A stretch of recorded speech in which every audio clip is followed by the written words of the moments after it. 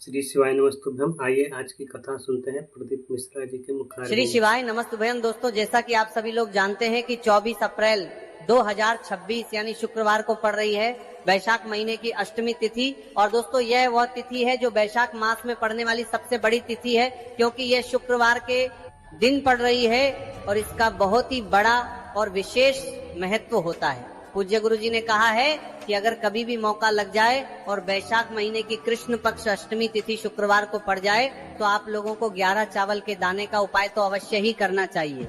इन दोनों का संयोग बहुत ही कम आता है। इसी के साथ में गुरु जी ने अपने शिव पुराण कथा में बताया है कि इस दिन आपको 11 चावल दाने का उपाय तो आपको अवश्य ही करना चाहिए, क्योंकि ऐसा दिन पूरे साल में सिर्फ एक ही बार आता है। और दोस्तों, आप सभी लोग जानते हो कि शुक्रवार अष्टमी तिथि का अगर सबसे बड़ा कोई उपाय है तो वह 11 चावल के दाने वाला उपाय है। तो दोस्त, इस शुक्रवार अष्टमी तिथि के दिन आप लोगों को इस 11 चावल दाने वाले उपाय को जरूर करना है। बहुत सारे लोग होंगे जिन लोगों ने इसके बाद क्या करते इस उपाय को ना किया हो, मतलब पूरा साल निकल गया, उन्होंने किसी भी दिन इस 11 चावल के दाने वाले उपाय को ना किया हो। पर दोस्तों, आपके पास एक आखिरी मौका बचा हुआ है, जो कि 17 अप्रैल शुक्रवार वैशाख अष्टमी तिथि के दिन है। तो इस दिन आप लोगों को इस वाले उपाय को जरूर कर लेना है। भले ही आप पूरे महीने भर इस उपाय को ना किया हो, और अगर आपने इस वैशाख महीने की अष्टमी तिथि के दिन अगर इस वाले उपाय को कर लिया तो आपको इस उपाय को करने का वो फल मिलेगा जिसकी आपने कभी कल्पना भी नहीं करी होगी। इसीलिए आप लोग इस वाले उपाय को एक बार जरूर कर लेना है, ताकि आप लोगों के हाथ से यह मौका ना जा सके और आपको इस उपाय को करने का फल मिल सके। दोस्तों, ये उपाय पंडित जी ने अपनी अभी की ही श्री शिव महापुराण की कथा में बताया है जी। इस उपाय को आज हम आपको बहुत अच्छे से समझाने वाले हैं। इस वीडियो को देखने के बाद इस उपाय को समझने के लिए आपको कोई और वीडियो को देखने की जरूरत नहीं पड़ेगी। तो चलिए दोस्तों, उपाय को शुरू करते हैं। देखिए, ये इस वैशाख महीने के शुक्रवार अष्टमी तिथि के दिन ये इतना खास होता है, इतना महत्वपूर्ण होता है, देखा गया है कभी कभी बड़े बड़े पूजा पाठ अनुष्ठान से जो मनोकामना पूर्ण नहीं होते, वो वैशाख महीने के शुक्रवार अष्टमी तिथि के दिन एक छोटे से उपाय करने से ही आपकी मनोकामना पूर्ण हो जाती है। और बहुत सारे लोग एक छोटे से उपाय करने से ही आपकी मनोकामना पूर्ण हो जाती है। और बहुत सारे लोग इस पर दिखाई गई है उपाय को किया भी है और उनको इस उपाय को करने का फल भी जरूर मिला है। अगर आप लोग भी इस उपाय को करना चाहते हैं तो आप इस उपाय को पहले अच्छे से समझ लेना, सुन लेना, उसके बाद करना। आपको इस उपाय का फल जरूर मिलेगा। और इस उपाय को कर लेने से आपके घर में चाहे किसी भी प्रकार की दुहक और समस्या क्यों ना चल रही हो, आपको उसका कारण भी नहीं पता है कि भाई ये समस्या किसका कारण से चल रही है, उसका भी कुछ कारण हो सकता है, जैसे पितृदोष हो सकता है या किसी भी तरह का मंगल दोष भी हो सकता है। तो इस दिन आप लोगों को ये वाला उपाय कर लेना है। ये एक ऐसा उपाय है जिस उपाय को अगर किसी विशेष दिन पर किया जाए तो भाई उस विशेष दिन का जो है वो तो हमें मिलता ही मिलता है, पर हमने उस दिन पर इस उपाय को किया है तो हमें उससे भी बड़ा फल मिलता है, और फल बहुत जल्दी मिलता है, क्योंकि आप इस उपाय को बहुत ही बड़े और विशेष पर कर रहे हो। तो चलिए अब उपाय के बारे में बात करते, लेकिन उससे पहले आप लोगों को यह जानना आवश्यक है कि आखिर ये उपाय किस समय करना है, किसको करना है और कैसे करना है। तो चलिए हम आगे आपको वीडियो में एक एक करके बता देते हैं। लेकिन उससे पहले अगर आप लोग हमारे चैनल पर पहली बार आए या फिर मेरी आवाज आज पहली बार सुन रहे हैं तो हमारे चैनल को सब्सक्राइब जरूर कर लेना, और इस वीडियो को करके कमेंट बॉक्स में श्री शिवाय नमस्तुभयम ओम नमः शिवाय जरूर टाइप कर देना। तो दोस्तों, इस 11 चावल के दाने वाले उपाय को हमें इस शुक्रवार करना है, किसको करना है, किस समय करना है और कहाँ पर करना है, ये सारे सवालों के जवाब आपको इस वीडियो में मिल जाएंगे। और जो ये वीडियो देखेगा भाई, उसको 11 चावल के दाने वाला उपाय जरूर करना चाहिए, क्योंकि इस दिन एक चावल के दाने का बहुत ही बड़ा और विशेष महत्व होता है। और जब बात आ जाए 11 चावल के दाने की, तो ये सोने पर सुहागा वाली बात हो जाती है, और ये एक बहुत ही बड़ा उपाय हो जाता है इस शुक्रवार। तो अब दोस्तों, इस 11 चावल के दाने वाले उपाय को आखिर करना किसको है, सबसे पहले हम लोग वो बात जान लेते हैं। तो देखो, घर की जो बड़ी माताएं बहनें होती हैं, उन माताओं बहनों में से कोई भी एक बड़ी माता बहन इस वाले उपाय कर सकती है। और दोस्तों, अगर आप चाहे तो अपने घर में से सभी सदस्यों को भी इस उपाय को करवा सकते हैं। अगर किसी व्यक्ति की खुद की कोई मनोकामना है, खुद की कोई दुख और परेशानी है जो कि वो अपने लिए ही करना चाहता है, इस वाले उपाय को तो वो खुद अपने लिए भी कर सकता है। बाकी अगर कोई घर में से ऐसा है जो कि अपने पूरे घर परिवार की सुख और शांति के लिए यह वाला उपाय करना चाहता है तो भाई वो भी कर सकता है, उसमें भी कोई दिक्कत वाली नहीं है। कहने का मतलब ये है कि इस उपाय को हर एक सदस्य भी कर सकता है और पूरे घर परिवार के सदस्य के लिए घर की बड़ी माताओं बहनों में से कोई एक माता बहन भी कर सकती है। माताएं बहनें अगर घर में उपस्थित ना हो या वह यह वाला उपाय ना कर पा रही हो तो फिर घर का कोई बड़ा सदस्य भी इस 11 चावल के दाने वाले उपाय को कर सकता है, चाहे फिर वह पुरुष ही क्यों ना हो, उसमें कोई भी दिक्कत वाली बात नहीं है। अब दोस्तों इस 3 बल के दाने वाले उपाय को हमें करना कहाँ पर है? हमें इसे शिव जी के मंदिर में जाकर करना है। बहुत सारे लोग प्रश्न करते हैं हर एक उपाय को करते समय क्या हम इस उपाय को घर पर कर सकते हैं? तो इस वाले उपाय को आप घर पर नहीं कर सकते हो। इस वाले उपाय को करने के लिए आपको शिव जी के मंदिर ही जाना पड़ेगा। उसके बाद में दोस्तों जो अगला प्रश्न निकल कर आता है वो ये आता है, इस उपाय को लेकर के आखिर इस उपाय को हमें किस समय करना है? सुबह के समय करना है कि शाम के समय करना है? तो देखो इस वाले उपाय को आप लोग सुबह के समय भी कर सकते हो और शाम के समय प्रदोष काल में भी कर सकते हो। अब अगर आप पूछो कि भाई सब सबसे उत्तम समय कौन सा रहेगा इस 31 चावल के दाने वाले उपाय को करने का, तो हम आपसे बस यही कहेंगे कि इस उपाय को आप सुबह के समय करेंगे तो ज्यादा बेहतर होगा। बाकी अगर प्रदोष काल शाम के समय भी करेंगे तो भी अच्छा होगा, उसमें कोई भी दिक्कत वाली बात नहीं है। तो अब दोस्तों अगली सबसे बड़ी और महत्वपूर्ण बात आती है, वह ये आती है कि सुबह अगर हम उपाय को करेंगे तो हमें कितने बजे से लेकर कितने बजे तक के बीच में करना है, और शाम के समय प्रदोष काल में करेंगे तो हमें कितने बजे से लेकर कितने बजे के बीच में करना है। तो देखो सुबह जितनी जल्दी हो सके आप उपाय को करने की कोशिश करना। बाकी अगर किसी कारणवश लेट भी हो जाओ कि देर भी हो जाए तो 10 या 11 बजे तक भी आप उपाय कर लेना, पर 12 बजे से ज्यादा देरी ना हो, ठीक है, इस बात का ध्यान रखना। उसके बाद में दोस्तों अगर शाम के समय प्रदोष काल की बात करें, प्रदोष काल का जो समय है होता है वो शाम के 6 बजे से शुरू हो जाता है। मतलब शाम के 6 बजे से लेकर 7 बजे के बीच का जो समय होता है ये समय प्रदोष काल का समय होता है। पर अभी जो मौसम चल रहा है इस मौसम में जो है शाम बहुत देरी से होती है, तो आप इस उपाय को 7 या 8 बजे के बीच में भी कर सकते हो। मतलब शाम के 6 बजे से 8 बजे के बीच में आप कभी भी इस वाले उपाय को कर सकते हो, उसमें कोई भी दिक्कत वाली बात नहीं। अब दोस्तों यहाँ पर इस उपाय को लेकर एक और सबसे बड़ी बात ये निकल कर आती है कि इस 11 चावल के दानों को हमें लेना कहाँ से होता है, और हमें इस उपाय को करने के साथ में क्या और कुछ भी सामग्री ऐसी होती है जो शिव जी के मंदिर लेकर जानी पड़ रहती है। तो देखो यहाँ पर हम आपको बता दें, सबसे पहले आप लोग ये जान लो कि ये जो 3 चावल के दाने वाला उपाय है, सिर्फ और सिर्फ आप उपाय की सामग्री लेकर कभी भी शिव जी के मंदिर मत जाना, क्योंकि हमें भगवान के सामने ये नहीं दर्शा है कि अगर हम भगवान शिव जी के मंदिर आए हैं तो अपने फायदे के लिए आए।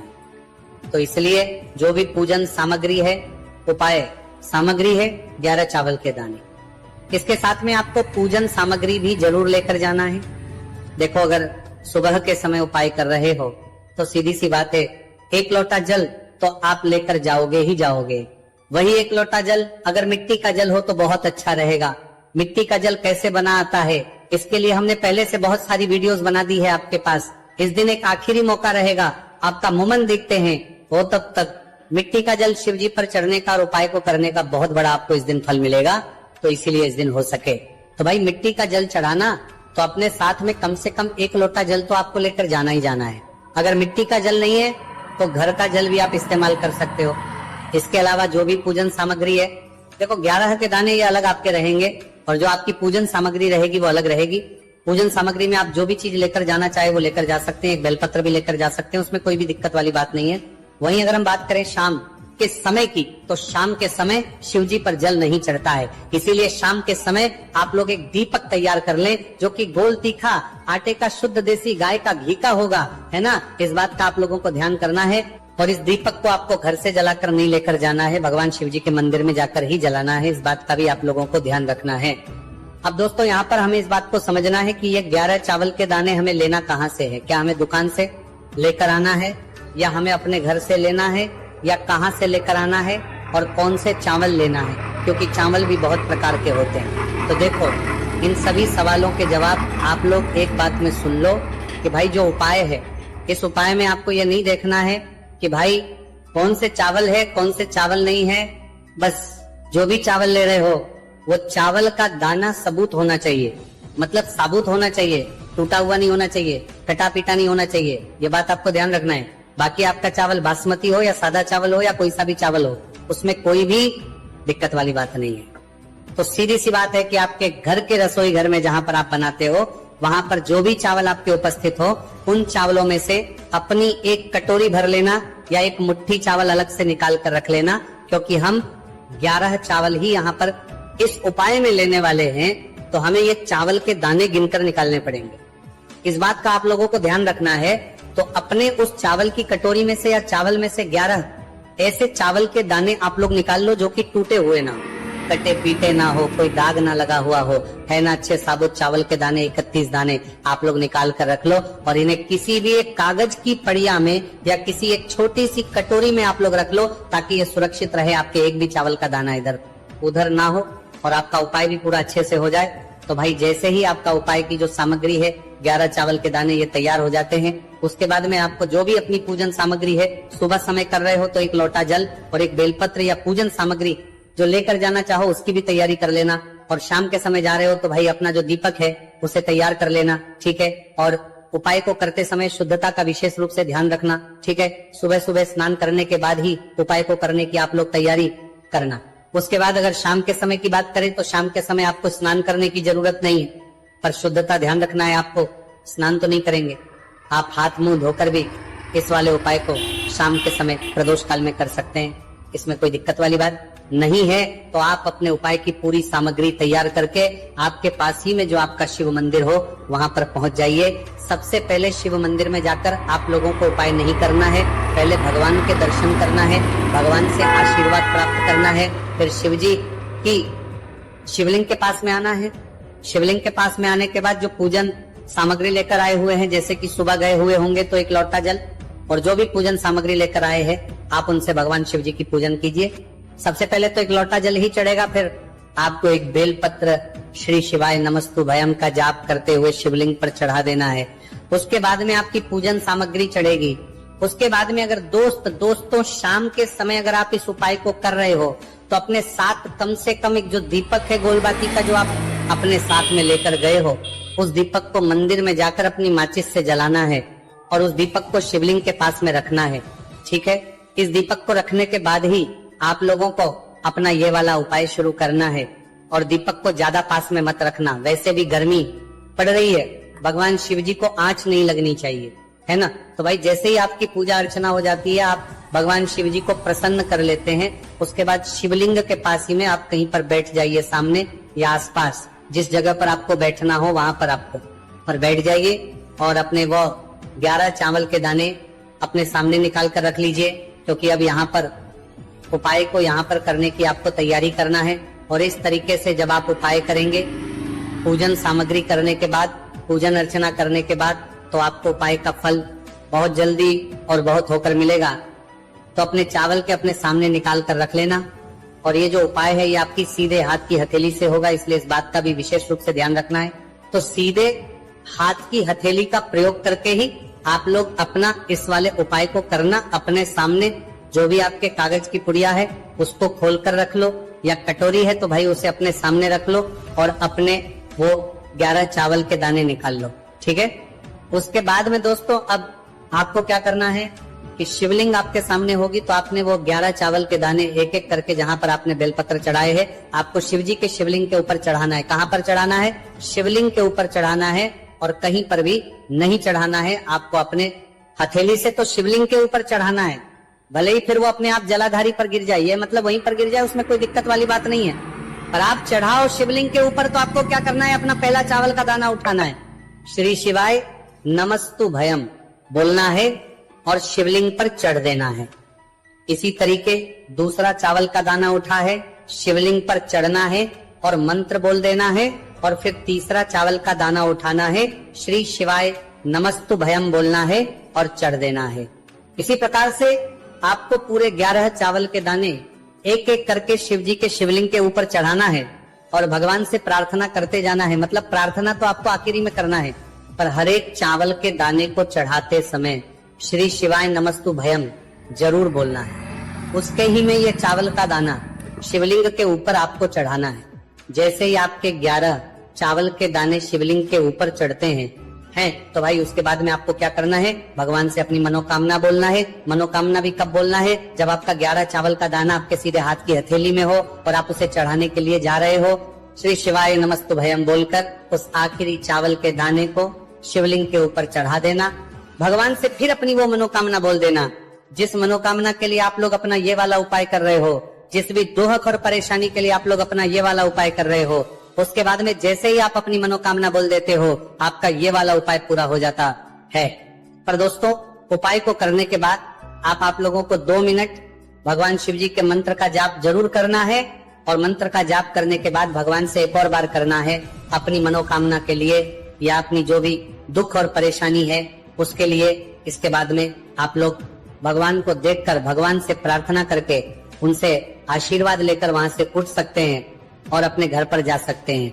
बस दोस्तों, यहाँ पर ये वाला उपाय पूरा हो जाता है। इस तरीके से जो भी व्यक्ति छोटी छोटी चीज का ध्यान रखते हुए इस 11 चावल के दाने वाले उपाय को करेगा, निश्चित सी बात है उससे उसकी मनोकामना पूरी होगी और जो भी दुख और परेशानी है वो भी बहुत ही जल्दी दूर होंगे।